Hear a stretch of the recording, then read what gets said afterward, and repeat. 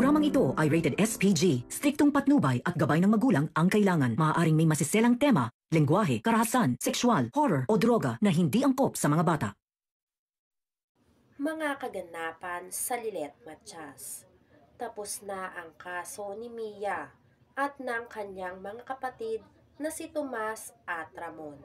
Si Mia na walang ibang hangad kundi ang mapanatili ang magandang samahan sa pamilya nila, ay nagdesisyon na isakripisyo ang bahagi ng kanilang mana upang hindi na magkaalitan ang kanilang relasyon.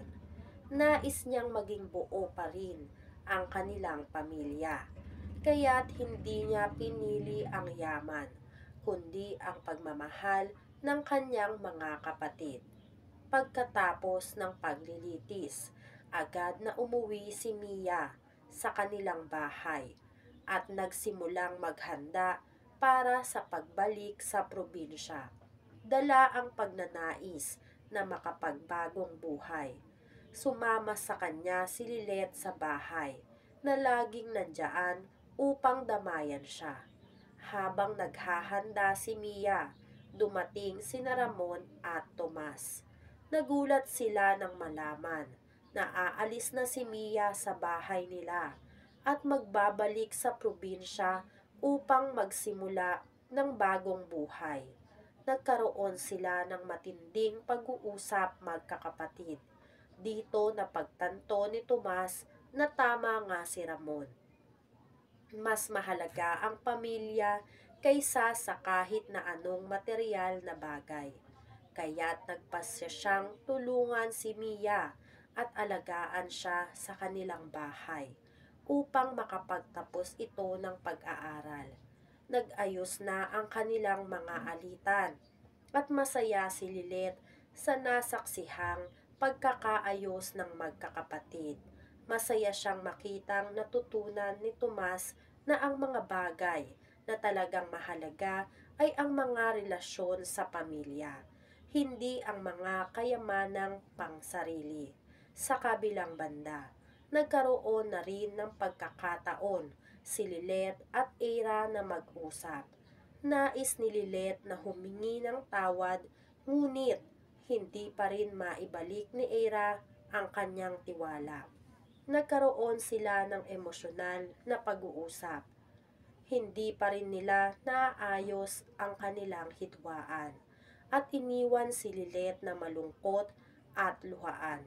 Ngunit determinado na magtrabaho para sa pagkakasundo si Lilet. Samantala, sa Keystone, napansin ni Trixie ang pagkapagod ni Eira at nag-alok siya ng payo tungkol sa kanyang relasyon kay Lilet, pati na rin sa issue ng mana. Pinayuhan ni Trixie si Eira na kung talagang mahal niya o mahal siya ni Atty. Renan, dapat nilang isang tabi ang mga alitan at magtrabaho para sa kanilang pamilya. Nang marinig ni Sabrina ang lahat ng ito, nagkaroon siya ng malalim na pagninilay at napagtanto niya ang kahalagahan ng mga payo ni Trixie. Lalo niyang iniisip kung anong hakbang ang kanyang susunod upang mapanatili ang kanyang mga plano. Si Lilet naman, bilang isang sakripisyo para sa kapayapaan ng kanilang relasyon, ay nagdesisyong magbigay ng kanyang blessing sa kasal ni Eira at Atty. Renan. Nang magdesisyon si Lilet na talikuran ang kanyang mga sariling plano, ipinakita niya ang tunay na kahulugan ng pagpapatawad, pati na rin ang sakripisyo. Ito na ang pinakamahalagang hakbang upang maayos na magkaayos silang magkapatid. Ngunit sa gitna ng lahat ng ito, nagsumbong si Sabrina kay Atty. Renan. Nais nilang magkaroon ng settlement upang makuha nila ang kanilang mga bahagi mula sa mana at lalo nilang pinaplano ang kanilang susunod na hakbang. Ngunit sa likod ng mga magkasunod na hakbang ni Sabrina at Atty. Renan. Nagtataglay ito ng matinding kasinungalingan at mga lihim na hindi pa maiiwasan. Habang papunta si Lilet sa Keystone upang makipag-ayos kay Era, nalaman niyang hindi na siya nakaabot dito kay Era at hindi na niya naakto ang lihim na ugnayan ni na Atty. Renan at Sabrina.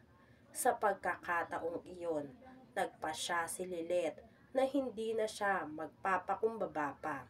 Nagdesisyon siyang tanggapin ang lahat ng kaganapan at magpatuloy na magtulungan upang magkaayos silang lahat. Hindi ba't talagang ang lahat ng ito ay nagiging masalimuot at puno ng mga katanungan? Kailangan na bang magtulungan ang lahat para sa kapakanan ng pamilya o patuloy pa rin ang mga lihim at kasinungalingan na humahadlang sa pagkakaroon ng kapayapaan? Mga dapat nating abangan sa kwento ng Lilet Matias. Pagpapatawad at pagkakasundo. Magiging matagumpay kaya si Lilet sa kanyang pagsasakripisyo? Magkakaroon pa ba ng pagkakataon na magkaayos silang lahat? Mga lihim at kasinungalingan. Patuloy kayang magtagtagumpay si Sabrina at Atty. Renan sa kanilang mga lihim na plano? Magiging tagumpay pa ito sa huli o magbabalik ang mga pagkakamali? Ang paglalakbay ni Mia matapos ang lahat ng mga pagsubok. Ano ang mga hakbang na tatahakin ni Mia sa kanyang buhay bago umalis sa kanilang tahanan? Makikita ba siya ng mga kapatid niya bilang isang mahalagang bahagi ng kanilang pamilya? Habang patuloy ang mga plano nila Atty. Renan at ni Sabrina, malalagay sa peligro ang buhay ni Era, pati na rin ang ari-arian na iniwan sa kanila ni Atty. Meredith. Dahil hanggat nabubulag si Era sa pag-ibig niya para kay Atty. Renan, ay hindi pa rin matatahimik si Lilet at gagawa si Lilet ng paraan upang malaman kung ano ang tinatagong sikreto ni Atty. Renan. Kahit na nga sa panglabas ay nakipag-ayos na siya dito kay Atty. Renan, alang-alang sa pagkakaroon o sa relasyon nilang magkapatid ni Era, upang hindi na sila magtalo pa ni Era at mas lalo pang mabantayan ni Lilet si Era. Yan nga ang mga kaganapan at mga dapat nating abangan dito sa Lilet Matias. Kung gusto nyo pa ng mga ganitong klaseng video ay mag-subscribe at i-like itong video na to. Maraming salamat po.